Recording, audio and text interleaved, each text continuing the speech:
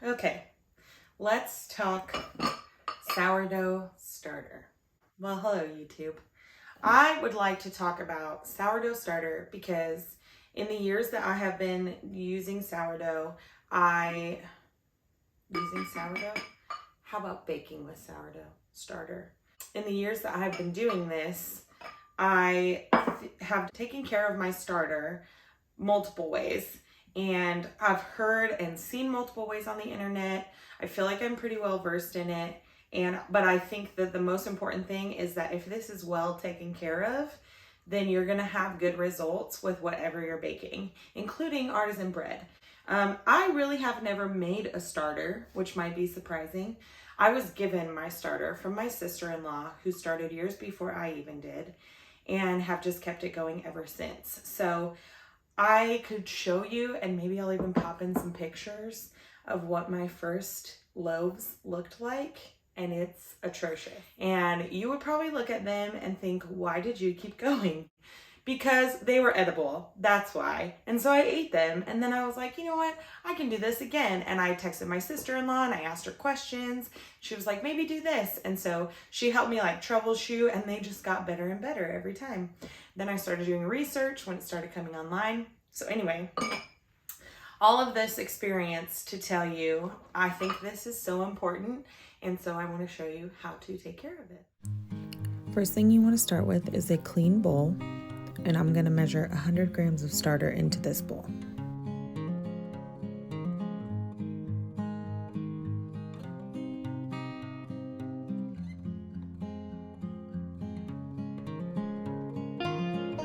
So I am feeding this 200 grams of water and 200 grams of flour.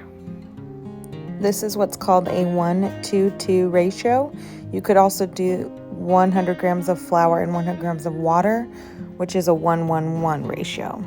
You can see how thick it is. I think this is a little thicker than pancake batter, but I don't know, maybe your pancake batter looks like that. Hello down there. So I just cleaned, let me move this out of the way. I just cleaned my jar. It does do better in a clean jar. I'm gonna be real honest. I don't clean my jar at least 50% of the time.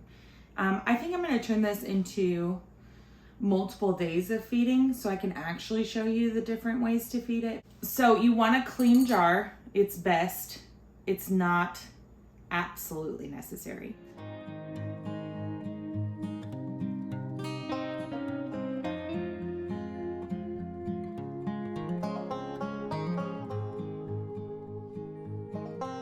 And then I'll find what I think might be the most level part, and I'll mark it and also mark the time. You definitely don't have to do the time, but I'm very forgetful, so I like to do that.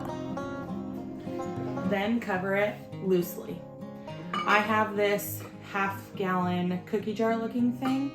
So this lid works perfect because it doesn't seal. So it allows air to escape like it needs to. If you have like a tea towel or any kind of towel really, cheesecloth, you can put it over a jar and put a rubber band around it. I did that until I found this jar. So that's what you need. Just cover it. Well, there's a better shot of it. Okay, so this is 8 p.m. now.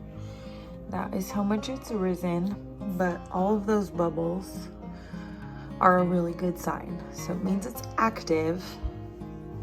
It's just not growing very much. That's what the top looks like. So I'm just gonna leave this overnight and see what it looks like in the morning. This is the next morning. It maybe grew a tad more than what I showed last night, but not that much. So I'm just gonna go ahead and feed it again. Now when I feed it this time, I'm gonna use a different method. So this time I'm gonna measure in cups with 2/3 cup of flour and 1/2 cup of water. Now why that might seem off is because even though the cup measurements are different, the weight measurements would be roughly the same. So it's still 1 part water and 1 part flour. So take a look at this consistency. It's definitely more watery than it was yesterday, and that's just because we didn't measure our starter. So we probably had more starter than what we fed flour and water. So instead of it being a 1-to-1-to-1 ratio like we talked about yesterday, probably was the starter was maybe at a 2 and the flour and water were at a 1-to-1. So it's equal parts flour and water still, but it's a little more watery because we didn't measure the starter. So if you're going to use this method, then I would recommend keeping a smaller jar, like maybe this 32 ounce. That way you never have too much starter for the flour and water that you want to feed it. Just to show you, life is not perfect. I did not get a recording of how that rose the last time. And then I started feeling sick. And so this is after a couple of days. That grayish liquid just means that it is hungry, and so I need to feed it. So I discarded that. You can see the active bubbles, and we'll get straight to feeding. Now for this feeding, I did decide to measure by weight because in my experience, I have found it does a little better when I feed it that way. And I knew it was weak from missing several days of feeding. So I don't remember the ratios that I did, but it was probably a 1-to-2 ratio because that's pretty standard around my house.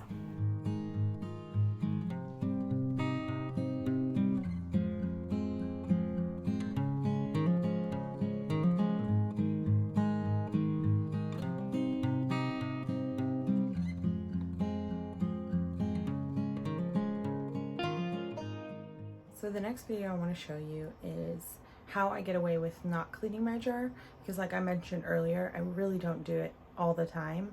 So what I do is the jar that I'm using, I know what it weighs, and so I will just put that on the scale if I'm using a weight measurement. I'll take the total weight and subtract what I know the jar weighs, and that will give me how much starter is in the jar, and then I can go from there knowing how much I need to feed it. Obviously, if you're using the cup measurements, you don't need to do that. If you're just feeding it by sight, you don't need to do that either.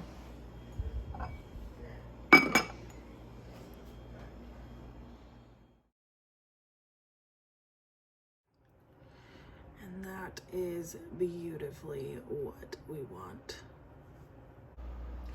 Well, it has taken me way longer to complete this video than I thought it would.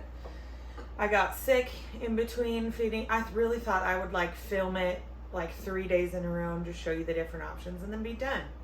I think I started that last video like 3 weeks ago at this point, maybe even 4. Anyway, got sick in the middle of it, but here we are. My starter is still alive. You've seen me weigh the ingredients. You've seen me measure the ingredients, and then with cups. I guess they're both measurements. Whatever. Measure it by weight and measure it by cups. And then I decided, sometimes I get in these weird, like, I want to be like Caroline Ingalls, you know, like Laura Ingalls' mom from Little House on the Prairie. And I'm like, how would she have probably done it? Because back then it wasn't really about like how pretty things looked, even though I love how pretty things look. Just it was about feeding your family. But I imagine she just fed her starter by appearance. She probably just gave it some flour and water and called it good. So I'm experimenting with that now. That is how I fed this. I just measured it by eyesight last night. I will say, if you're gonna do that though, probably measure it for a while, either using cups or weight, so that you get the consistency, like you get a feel for what the consistency is supposed to be. Because that's how I did it. Like I went by like the look of it. I know what it's supposed to look like. So I'm gonna give you a close-up of this. So you can see, I think, might be kind of dark, but all those bubbles. I don't know that I've actually ever seen this many big bubbles like that. I don't know what that means as far as like why it got that way, because again, I don't know if it had more flour or more water, but this is where it started. This, I believe, is how high it got. And then this, I actually measured this morning and it's already fallen like that. So the two biggest differences that I've noticed from feeding it by sight is that these bubbles are huge and that it fell from peak really quickly. I don't think I've ever, I've only been up for like an hour and a half and it fell like half an inch, and I don't think I've ever noticed it falling that fast. And it's not like I measure every day, but whenever I have measured it in the past, it's never fallen that quickly. It also didn't double, I'll say, so that's the third thing I noticed. It didn't quite double in size, almost, but not quite, which is fine because honestly, if it did, it would have spilled out of this jar. And I knew that was a possibility when I left it in there, but I was experimenting, and so I thought, you know what, I'm just gonna leave it, and if there's a big mess for me to clean up in the morning, then I will. So those are the three things. I am going to continue feeding it like this to see what happens. I will update the end of this video. This won't quite be the end. I will update the end of the video just to see how it actually did do with my bread, because that's the whole point. If it's not making my bread stuff rise, then feeding it by sight is not going to work for me, probably. So I'll update that and we'll see. Hopefully, I'm really hoping that this is going to work and that I will only have to measure it by sight from now on. I also wanted to add in, the only reason I made this much is because we need bread. So I'm going to make 4 loaves of bread today. That's, I think, 500 grams of starter total. And then my sister's coming over and we're going to make pumpkin rolls today. Pumpkin rolls. I feel like if it's pumpkin rolls, then you're picturing maybe like a dinner roll. But we're making pumpkin roll, the dessert with like the cream cheese in the middle with like a spinny thing. That's why I keep doing this. Anyway. So I'm making a lot today with this. That's why I made so much. So just an update.